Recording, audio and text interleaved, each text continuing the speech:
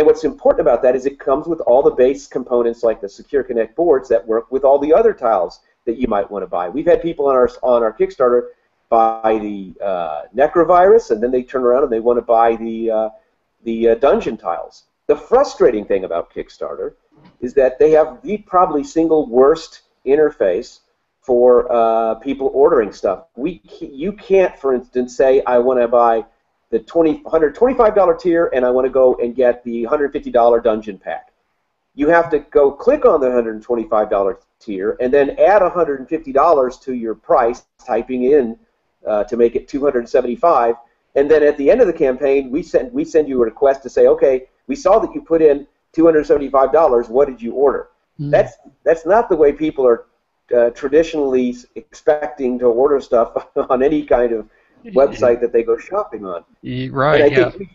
And I think we've suffered from the fact that kind of backward system is all we have to deal with on the Kickstarter. I'm tremendously disappointed because again, when we set this up, we wanted it to be a shopping cart where you could add whatever you wanted to add, but knowing that's the way you've got to do it, I think that pushes back users from really getting in and using it. Right. I think that's a cautionary tale for anybody who does Kickstart, that you don't have the flexibility you have with most shopping carts that you see at almost any site in the world. Yeah, we were kind of talking about this before the show started, that Indiegogo is a little different in that if it doesn't fully fund, the projects can still continue. So that's there's definitely room in the crowdsourcing space for some improvement, for sure. Yeah, and I think that in the end, as I said, this Kickstarter was really focused around BoardCraft and basically funding the development of a tool that anybody could use to make board games. As we move forward, we're still going to do the deals with video game companies. We're still going to be doing consulting for a lot of companies that want to get into this space. What our expertise really is that we have guys that are, they were the guys that first played Dungeons and Dragons. I mean, with Gary Gygax. So these guys produce most of the board games for Avalon Hill, most of the tabletop games that you see today, and that's who's in our development team, and that's who these video game companies are getting when they turn around and they want to turn their game into something that's compelling. Necrovirus is really much more than just a 3D printed game. I know that looks amazing, and I know people love to pick up the pieces and look at them and play in the immersive world, but the game's a lot of fun to play too. And at our show, when we were there doing the interview on the floor, we had people coming up, waiting in line, or getting their hat in the ring so they could play the next version. We were playing the game at the shows, and we've had that same experience. At QuakeCon, we had to open up 3 tables to have enough to play. At Gen Con, they'd only let us open up 1 table, but we actually took the other table across the hall, and people waited in line across the hall to play it in the free gaming room. So, we know that people love this game, and so, on the Kickstarter, you're getting a fantastic game that's been well reviewed. Escape has said they liked it better than Zombicide, which is probably the most largest selling zombie-based board game, and Ars Technica is giving us a tremendously good review. So it's a well-reviewed, it doesn't. We don't have limits on there's nothing that's preventing us from shipping this product because it's finished and in the box. So it's a very low-risk venture if you're going to back us on Kickstarter. So there's the Kickstarter campaign is really about the BoardCraft software and allowing people to be able to create their own games. Then, right? Because BoardCraft itself, that the company is, you can order materials from them. You can download, I guess, existing models. Is that correct? Yeah. So we've got 2 different avenues we can go on this thing. Depending on the orders, we have a manufacturing element which will manufacture our models, same plastic, so it doesn't really make that big a difference. If the orders trickle in, then we'll actually 3D print it because we have a stable of 3D printers and we can crank out a game in about 2 days. So it's certainly not mass market at those rates, but you'll physically get the physical game. What I'm kind of surprised by is our biggest contributor level is our $250 level for the game, and that's the big board. It's 26 by 26 inches, all the components, etc. It's bigger than the starter kit. The starter kit's a 20-inch by 20-inch board. But that's our number one subscribe level. And I'm kind of surprised by that. I didn't really anticipate that would be our biggest draw on Kickstarter. So I really honestly thought the $50 level would be the biggest because at least at that level, even if you're not planning on if you don't have a 3D printer, but you may be planning on getting one in the next year, and again, there's going to be 5 introduced this fall that are less than $250.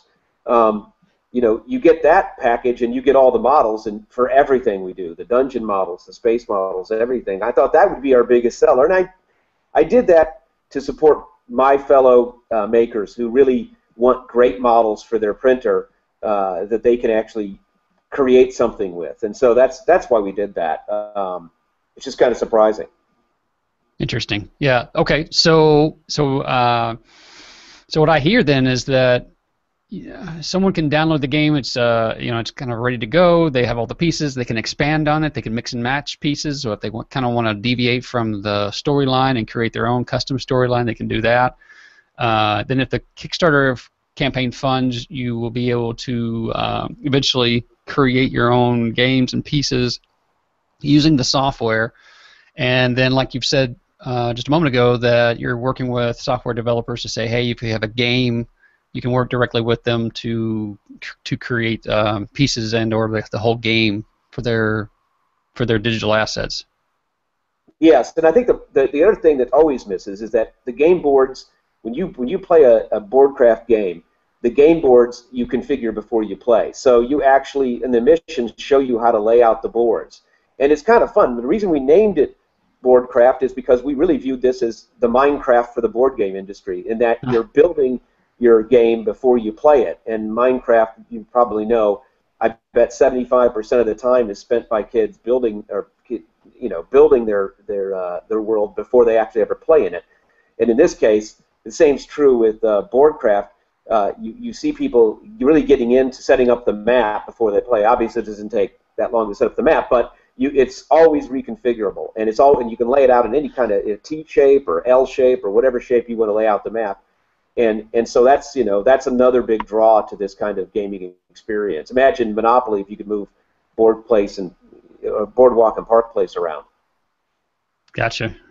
Okay. Well, yeah. That's to me that was the most exciting part. That I won't say most exciting. It was like instantly I saw that game developers or mobile app developers, let's say, are trying to create games, and they're trying to set themselves apart, and I think more and more it's becoming important for them to have some sort of community that they build up, kind of like I keep going back to Eric Kincaid and Questlord. He spends a lot of time talking with people, talking with them about the storyline, how characters should or should not, function inside the world, and it just seems like once you have that community built and invested, and it just seems like a natural move to be able to give them something more, or even from the beginning be able to say, hey, there's I've got a board game, and then create a companion app that's just for the game itself, so it could be a digital add-on. Yeah, what's funny is we were at the show, and I don't know if you remember, we were at the show, we were trying to create a dice roller for Necrovirus because Necrovirus takes a lot of real estate up on the table, and people were saying, wow, I wish I had a place to roll my dice. So I got back from the show, and I designed our Necrovirus dice roller, which is 3D printed, which is basically it's a zombie head, and you drop the dice in it, and and so this is we're going to offer this on our website too. Here you've got a model that literally I created. I printed it now in 2 different colors. But this is the kind of stuff you can do on the fly and offer to the community on BoardCraft, so that people can actually say, oh yeah, I want to have my own dice rolling. You're looking at 2 different versions, by the way. You notice the front is a little lower on the one on the right. So these are, I was prototyping this as I was building it. This one actually holds the dice better because it actually doesn't fall out the front lip. But this is the kind of cool stuff that the community can build for each other and really create new things fast. And it's amazing, you see this stuff just grow up off the surface of your 3D printer. You see how big that is. That's a pretty compelling use case for gamers to add on to their experience. Well, okay. Well, there you go. I think everyone should go over to BoardCraft, which is the main website, correct? And then they should click on the Kickstarter link that's there. And we will have links in the show notes, of course. But from there, you can go look at Necrovirus, the Kickstarter campaign, and see what level you want to participate at. I think that this is a great opportunity for developers to be able to create something really, really unique and really compelling for their audience. Like you just said, Todd, I mean, just being able to I imagine your community saying, God, it'd be great if you could do X, Y, Z, and the next thing you know, you turn around and you're like this, and they're like, yeah, that'd be great, and the sheer fact that maybe they may not have a printer, or may not know how to do it themselves, just kind of opens it all up to all kind of opportunities, all kind of. Yeah, as a shout out to all the developers in your group, if anybody wants to learn more about it or wants to understand what kind of offerings they can actually make with their own games, feel free to contact me, todd.porter@boardcraft.com. I've been a long-term game developer. I was the CEO of Ion Storm back in the day, so I've been in the business for a long, long time. And making the transition from digital physical has some interesting elements to it, and I think it can also broaden your audience too significantly, because the games that people play on these little devices are much more compelling once they actually enter the physical real world, even if it's just to print out a character that's your favorite character of the game, or having them be able to print their customized character that they've achieved things in the game. Those are all elements that are easily done in 3D printers and not so easily done in traditional manufacturing. Well, there you go. Words of wisdom. So thanks, Todd, for spending some time with us today. I know you've got some other things you need to take care of, so if you need to drop off, that's cool. But again, you guys go check out boardcraft.com, and if you have questions for Todd, send him an email. He'll work with you on it. Okay, thanks, guys. Put Todd's email in the post too. Well, I won't put it in the post. He said it on the thing. So okay, all right. Yeah, I wasn't sure. And they have a contact form on the website, so you can just fill that out as well. But yeah, we do todd.porter@boardcraft.com. There you go. Very easy. Very straightforward. Very Very easy. straightforward, easy to remember. Awesome. All right, Todd, awesome. good luck.